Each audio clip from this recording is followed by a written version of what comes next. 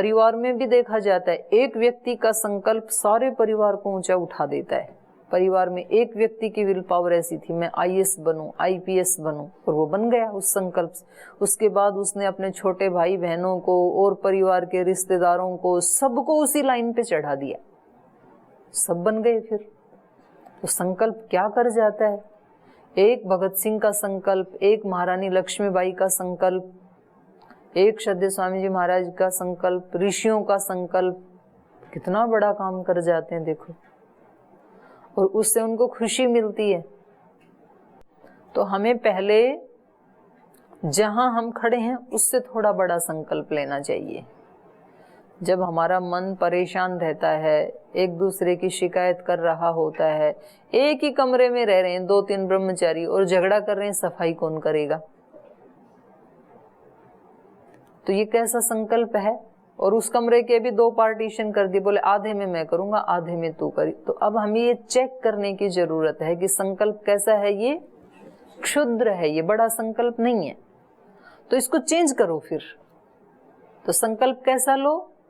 संकल्प ये लो कि कल से पड़ोसी वाले कमरे में भी कर दिया करूंगा, अपने वाले की तो करूंगा ही करूंगा, बाहर बरामदे की भी कर दिया करूंगा। और फिर आप देखो चमत्कार, 1 महीने में आपको खुशी मिलेगी उसमें, दूसरे को मिले या ना मिले, दूसरों को भी मिलेगी जब दूसरे की कर रहे हो। तो एक व्यक्ति ने त्रुटि कर दी तो उसका संकल्प कैसा है, ये क्षुद्र है, जिसको हमने मतलब जैसे माता पिता अपने बच्चों को योग्य बनाते हैं और बाद में बच्चे भूल जाते हैं, लेकिन माता पिता फिर भी उनके लिए बुरी भावना नहीं रखते हैं, क्योंकि उनको पता है कि हम माता पिता हैं। तो हमारा कर्तव्य क्या है, हमें क्षुद्र नहीं बनना है।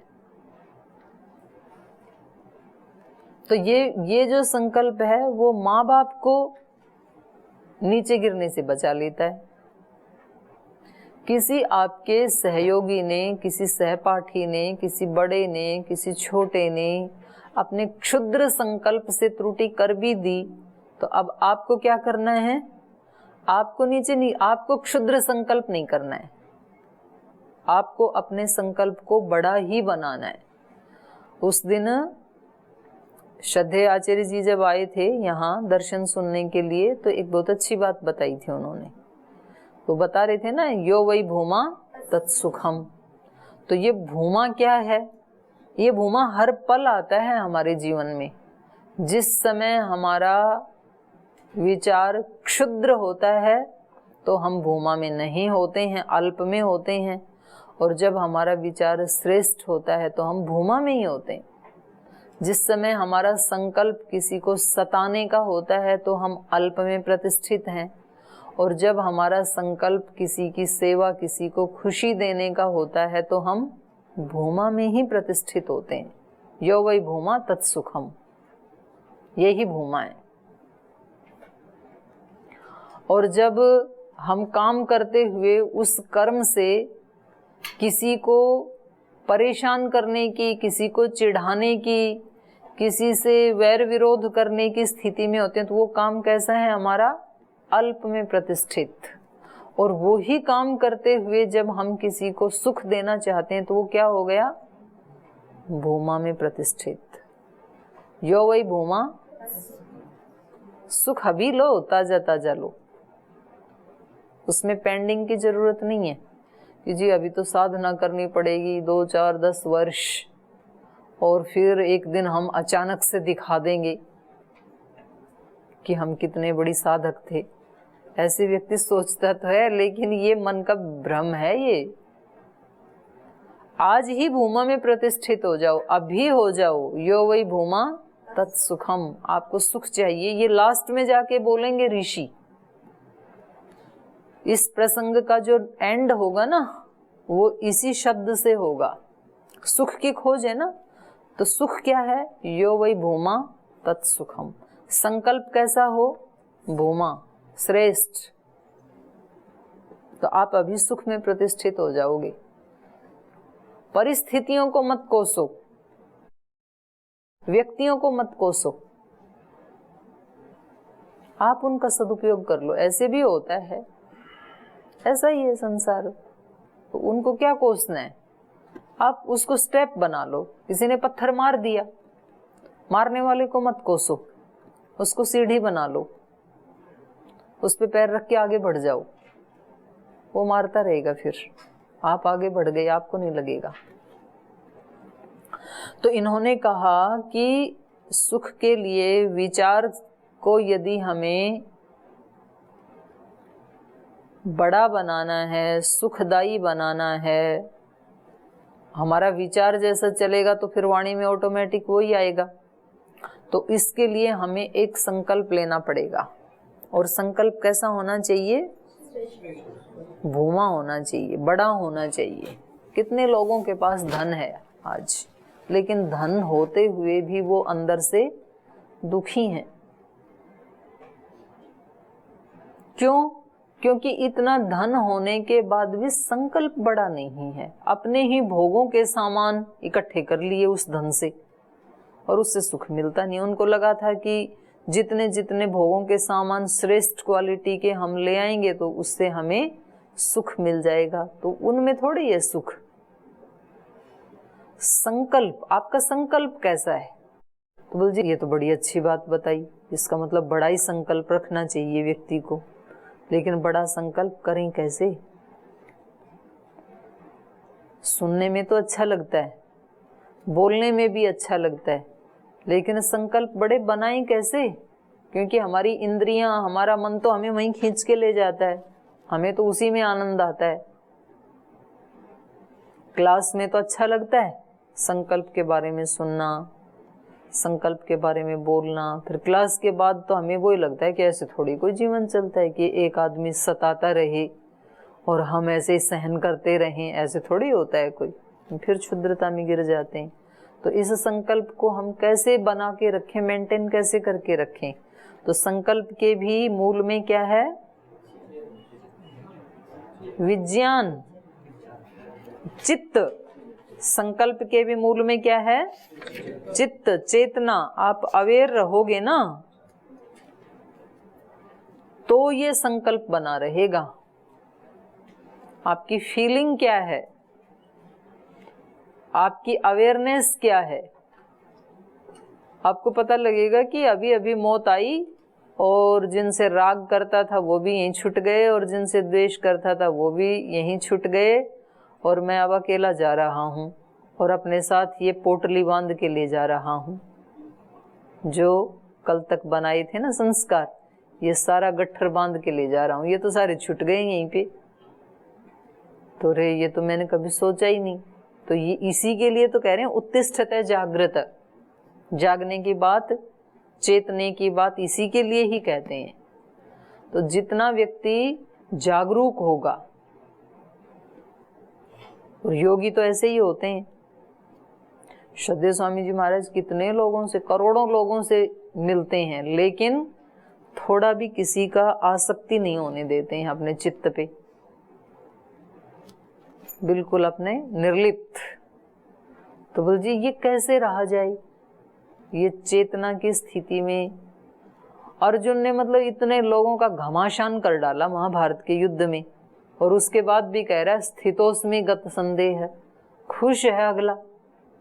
रे इतने लोगों का मर्डर करके कोई व्यक्ति कैसे शांति से रह सकता है भाई? लेकिन उसने इतना घोर युद्ध करके भी अपने को लिप्त नहीं होने दिया उसने।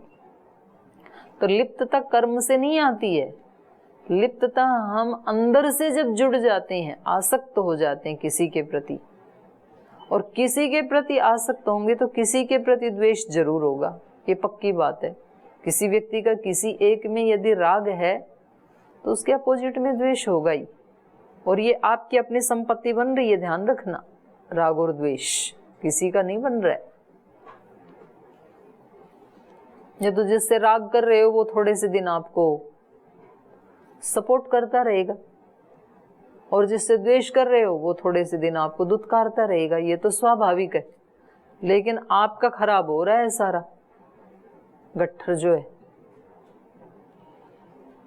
तो ये कैसे रहे, ये चेतना, ये जागृति कैसे बनी रहे? तो ये जागृति बनी रहेगी विज्ञान से। विशेष ज्ञान से। पुस्तकों वाला तो चला जाएगा, ये विशेष ज्ञान नहीं है, ये शाब्दिक ज्ञान है। विशेष ज्ञान अपने अंदर से पैदा होता है, और वो तब पैदा होता है जब व्यक्ति ठोकर खाता है। जीवन में कभी एक बार ठोकर खाई, अंदर से आंखें खुल जाती हैं, अरे संभल के रहना भाई,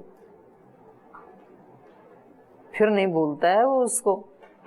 जो बड़े बड़े काम किए ना, वो उस विज्ञान ने करवाए। आचार्य चाणक्य को ठोकर लगी बचपन में, उनके सामने उसके पिता को घोड़े की टाप से कुचलवा डाला धनानंद ने। वो ठोकर लगी, उसने जगा दिया उस व्यक्ति को, अंदर से अवेयर हो गया वो। तो वो जो एक अग्नि है, ज्ञान की अग्नि, विज्ञान कहा उसको यहाँ पर, वो विशेष ज्ञान है, उसको व्यक्ति कभी भूलता नहीं है। आंखें खुल गई उसकी, वो विशेष ज्ञान फिर हमें अलर्ट रखता है। ये वाला ज्ञान तो भूल जाता है व्यक्ति, पुस्तक में पढ़ा हुआ व्यक्ति। इसलिए बोलते हैं ना कि अकल बादाम खाने से नहीं आती, ठोकरें खाने से आती हैं। हाँ, नहीं तो भिगो भिगो के बादाम खाते रहे अकल बढ़ाने के लिए, और अकल भागती रही, दबती गई बादाम के नीचे। फिर किसी दिन ठोकर लगी ना, तब अकल आ गई अच्छे से। तो चित्त या संकल्प, इसका भी मूल क्या है? ध्यान, कंसंट्रेशन। और ध्यान का भी मूल है विज्ञान। ध्यान भी बहुत बड़ी चीज है। व्यक्ति का हमेशा ध्यान वहां लगा रहे। मिलता है सच्चा सुख केवल भगवान तुम्हारे चरणों में, ये विनती है पल पल क्षण क्षण रहे ध्यान तुम्हारे चरणों में। भगवान के चरणों में ध्यान कब रहेगा? जब व्यक्ति संसार से ठोकरें खा चुका होगा, तब फिर वो भगवान को अपनाएगा। उससे पहले तो कई संसार के कई लोगों के चरणों में ध्यान रहता है, और जब सब असलियत सामने आ जाती है तो फिर चारों तरफ से ठोकरें खा करके फिर भगवान की चरण शरण में जाता है। आया शरण ठोकरें जग की खाके, उठूंगा प्रभु तेरी दया दृष्टि पाके। फिर बोलता नहीं है वो, फिर पकड़ के रखता है। कीले से चिपके रहे तो बाल ना बांका होई, कबीर जी का दोहा है ना। दो पाटन के बीच में साबुत बचाना कोई, सब पिस गई। चलती चाकी देख के दिया कबीरा रोई, दो पाटन के बीच में साबुत रहा ना कोई। चलती चक्की देखकर कमाल हर्षित होई, उनका बेटा है कमाल। कीले से चिपके रहो तो बाल ना बांका होई। भले ही दो पाटों के बीच में है, लेकिन कुछ कुछ दाने उसके धुरी के पास चिपक जाते हैं ना, कीले के पास चक्की चलते हुए, वो टूटते नहीं है फिर। तो बोले ये संसार में आकर के कोई बच नहीं सकता है। बोले नहीं बच सकते। कौन? जो अनन्य भक्त हैं ईश्वर के, जो उसके ऊपर विश्वास रखते हैं। इसलिए बहुत ज्यादा बोझिल मन को करने की जरूरत नहीं है, क्योंकि आप इतना सारा बर्डन लेके, इतना सारा बोझ उठा करके, कई वर्षों साधना करके फिर एक छोटा सा परिणाम जो आप लाओगे, ईश्वर तो कुछ सेकंडों में वो परिणाम ला देगा। इसलिए उसकी शरणागति में रहो। ज्यादा कुछ पाने की, बहुत ज्यादा महत्वाकांक्षाएं रखने की कोशिश मत करो, करते जाओ बस। उसके बाद उसको जो देना है वो तेरी कृपा ने पल में दाता क्या से क्या कर डाला, देने पे जब वो आए बेशुमार देगा। देना उसके हाथ में ना, उसे पे छोड़ दो। ज्यादा बर्डन मत लो, ज्यादा टेंशन मत लो। जी ये तो हमारे को तो हमेशा डांटते ही रहते हैं, हमारे को तो हमेशा सुनाते ही रहते हैं, इनके ऊपर आजकल कृपा कर रखी है। ठीक है, उसके ऊपर कृपा है तो उसने कुछ किया होगा, उसका प्रारब्ध होगा, तो रहने दो। आप अपने वाला करते जाओ ना, करते ही जाओ। पाने की इच्छा मत करो, दो आप केवल। तो ये ही है किले से चिपकना, और ये ही है ध्यान। रहे ध्यान तुम्हारे चरणों में। तो ये ध्यान कब रहेगा? जब व्यक्ति को विज्ञान, विशेष ज्ञान होगा।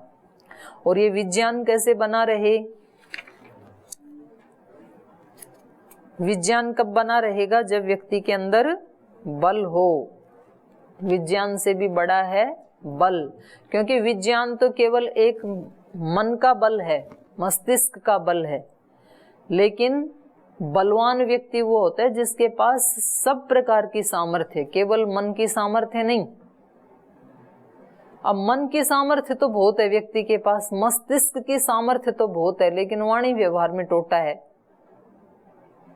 तो ऐसे विद्वान ठोकरें खाते हैं। फिर व्यक्ति के पास वाणी व्यवहार की सामर्थ्य तो बहुत है, लेकिन अंदर से खोखा है, ज्ञान है ही नहीं, तो फिर वो विज्ञानवान की सभा में, विद्वानों की सभा में जाके फिर उसको नीचे देखना पड़ता है। एक व्यक्ति के पास वाणी व्यवहार की भी कुशलता है, ज्ञान की भी कुशलता है, भाव अच्छे नहीं है, हृदय में दरिद्रता है भावों की,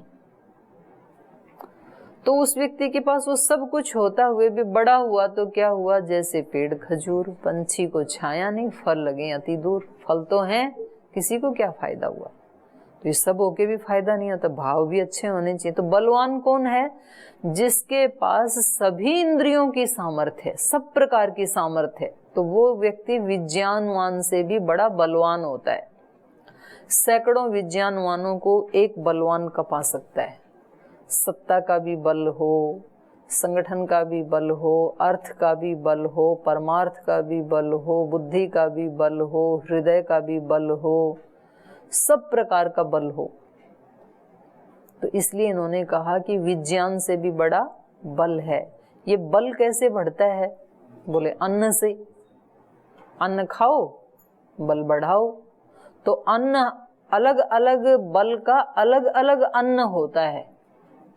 शारीरिक बल स्थूल अन्न से बढ़ता है, बुद्धि का बल स्वाध्याय से बढ़ता है, आत्मा का बल श्रेष्ठ आचरण से बढ़ता है, योगी का आचरण से बढ़ता है। तो सबका अन्न अलग अलग है।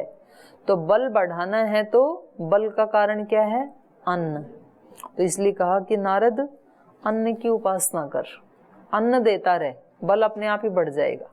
मतलब खाने को रोटी तो देता नहीं है शरीर को, और परेशान हो रखा है कि मेरा बल नहीं बढ़ता है, मेरा बल नहीं बढ़ता है। तो कुछ पेट में तो डाल दे तो बल बढ़ जाएगा अपने आप। और थोड़ा व्यायाम प्राणायाम कर ले तो बल बढ़ जाएगा फिर। तो ध्यान किस पे देना है? अन्न के ऊपर, मूल कारण के ऊपर। मेरे नंबर आते ही नहीं है, मेरे को अच्छा याद होता ही नहीं है, मेरे को सामर्थ्य ही नहीं है, तो उसका अन्न क्या है? सुबह सुबह ब्रह्म मुहूर्त में उठ करके व्यायाम प्राणायाम ध्यान करके फिर पढ़ने के लिए बैठ 1 घंटा, तो एक दिन 10-20 सूत्र याद होंगे।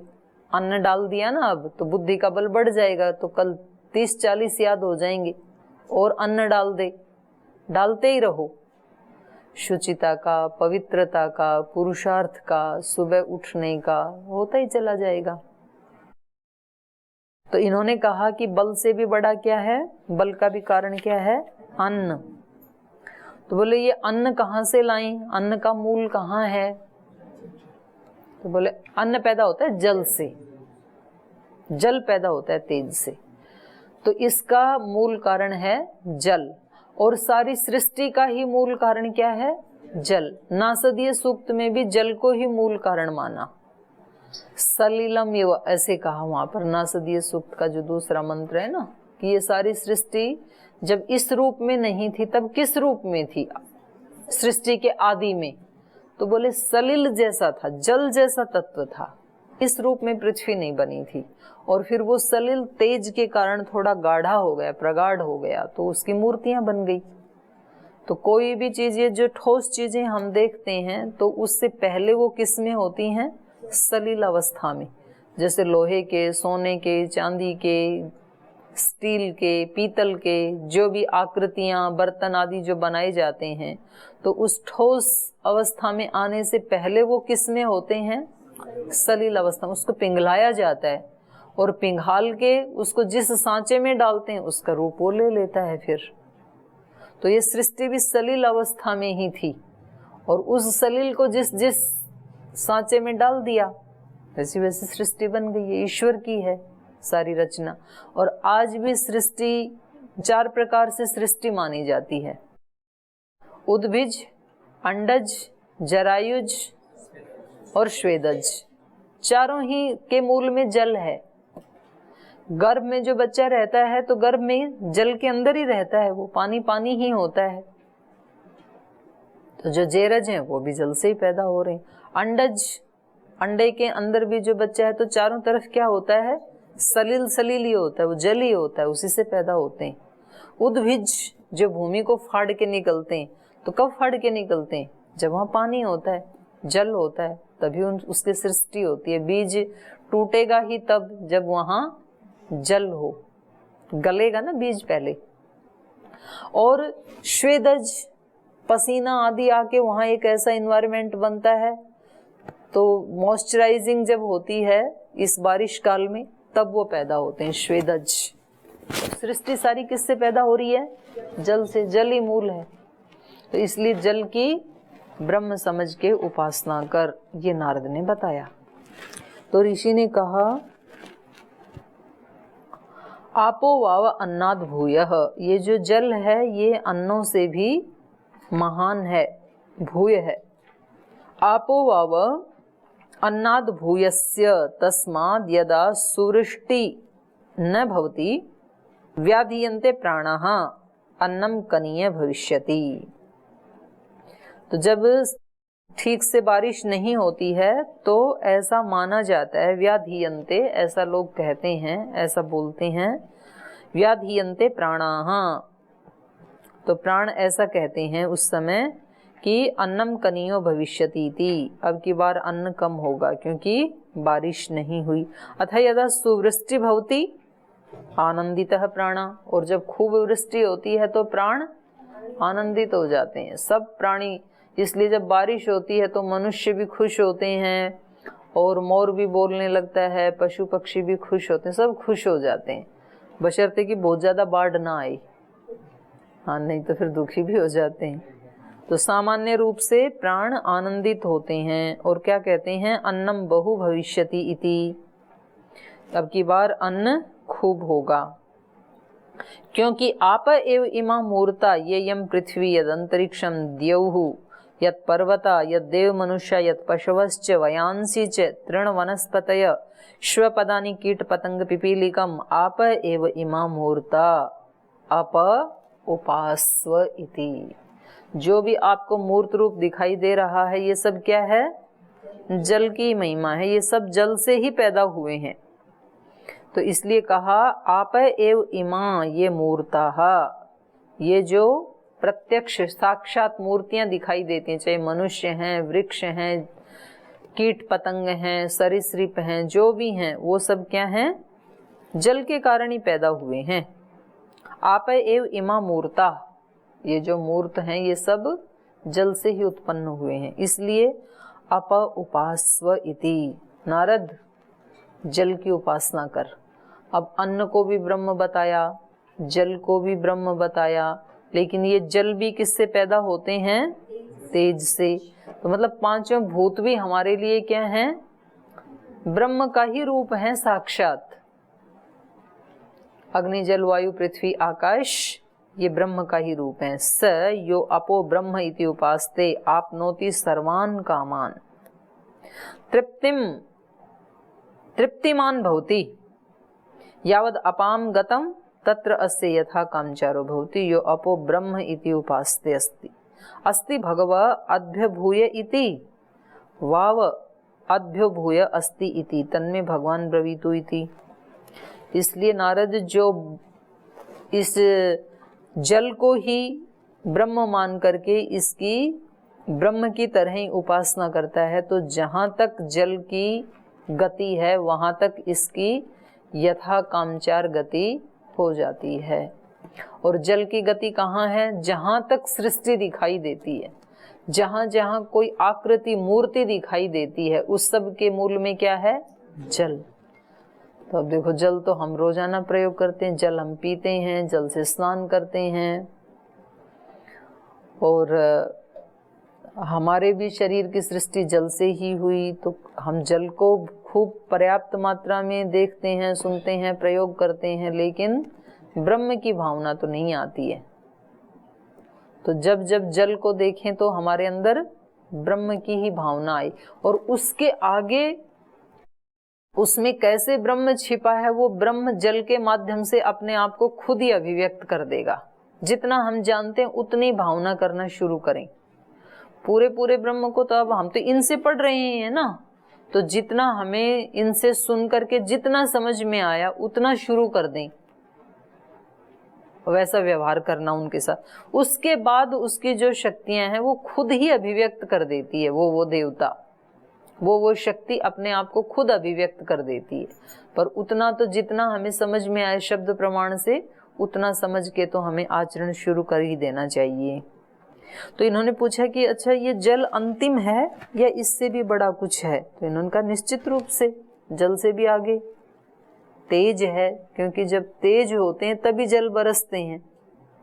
तो जल के भी मूल में क्या है? तेज, अग्नि। अग्नि देखो कितने रूपों में हमारे जीवन को चला रही है। ये ठीक है, हमारे इस जीवन की, हमारे शरीर की सृष्टि जल से हुई, लेकिन अभी भी हमारा ये शरीर कैसे चल रहा है? तेज से चल रहा है। ये जल से ये जो मूर्ति बनी हमारी, ये अग्नि से चल रहा है। कैसे चल रहा है? अग्नि से।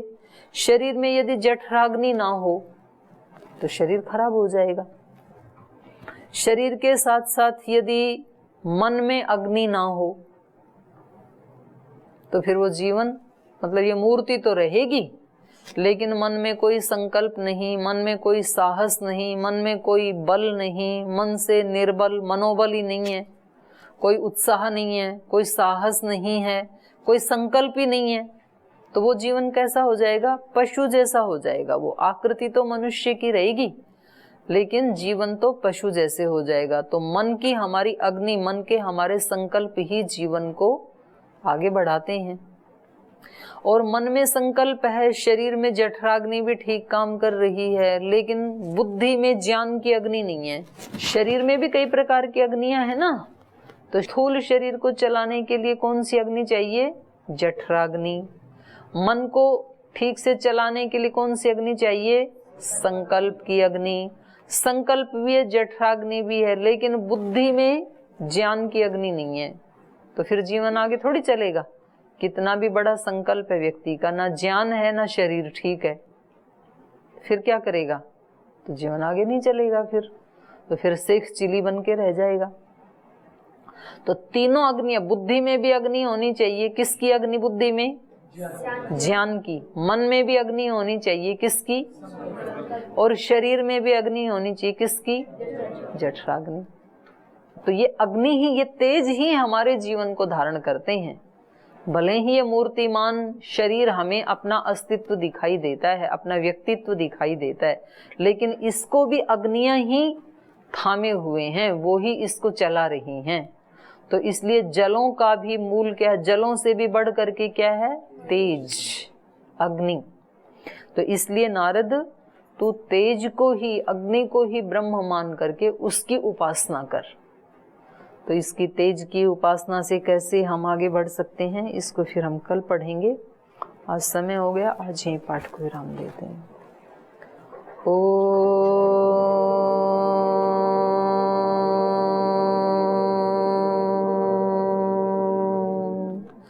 श्री गुरुभ्यो नमः।